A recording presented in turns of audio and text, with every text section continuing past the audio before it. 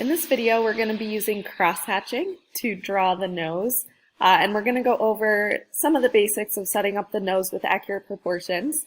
So I'm going to play this video, and then I have the reference picture that I'm looking to off to the side here that you can watch. So I'm lining that picture up, and you can just draw next to the eye, the charcoal eye drawing. So again, this is going to be cross-hatching. And to start out, I'm just going to draw the height of the nose and the width of the nose with circles. And then I'm drawing 3 circles on the bottom of the nose here.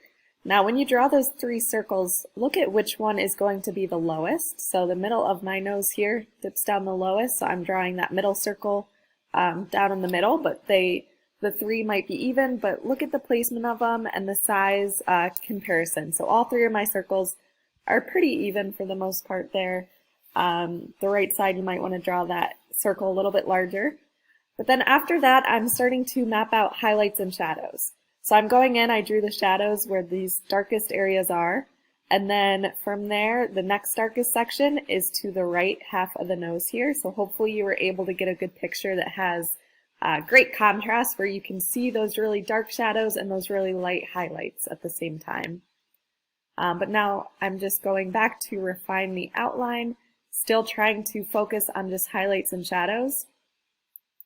If it helps, try to look at the negative space. So instead of looking at what you think is there and drawing the normal outlines that you would, look at the shapes of the negative area, such as the shape of the shadow here, or the shape that it makes underneath this corner of the nose right here.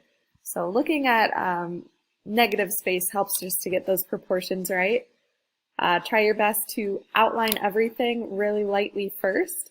That way, if you mess up on an area, you aren't erasing a lot of detail that you have done. So you're not starting from scratch. So definitely keep it simple.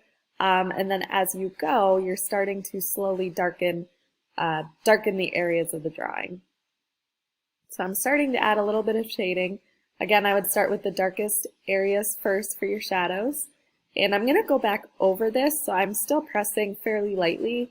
Getting the shadows outlined first helps to get those proportions accurate so you can see what it's going to look like once you have one shadow down, and then you can react to it with the next part. So I'm just taking my time here going over the shadows, and again, since this is cross-hatching, I'm just doing vertical lines to start, and then when I go through on my second layer of value change, I can then go in with the cross-hatching to start to darken the darkest tones, and that way I can also leave the medium values the same.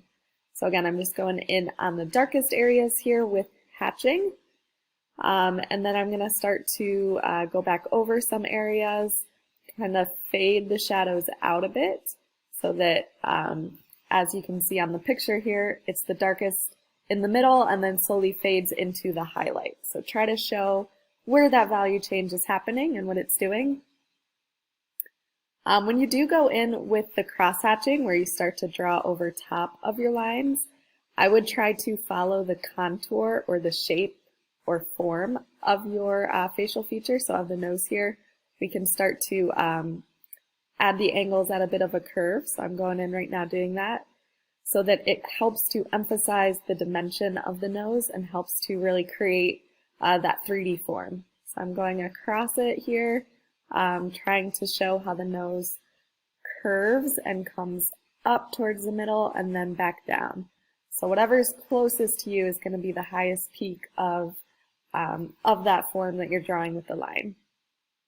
You can also use your finger to blur some of the lines, especially in the shadows where they fade into highlights. That'll really help you to get more of those medium tones. So again, I'm just looking at those medium toned areas, trying to leave the highlights completely white. And you can still see the texture of the cross-hatching as I'm working here, so I'm trying to make sure that that's emphasized as well. And again, try to follow the form whenever possible to help emphasize the dimension. And really look at the shading and what's going on around the nose. So it shouldn't just be a solid outline around the nose, but remember it's the shadows and the highlights that are going to create this form. So try to avoid outlining things and try to create those outlines using shadows and highlights. So I'm shading on the left side of the nose where it's more of that medium value, trying to blur those medium tones into the highlights a little bit more, and then just going back over things, darkening up my shadows, looking for details and maybe any issues or errors that I can then go back and fix as I'm working. Remember too to use that kneadable eraser, especially if you outline your highlights and shadows. It'll be a good way to bring those highlights back into the picture here. And you can pull and pinch the eraser to really get good detail with it. And I'm just tapping to pull up the charcoal.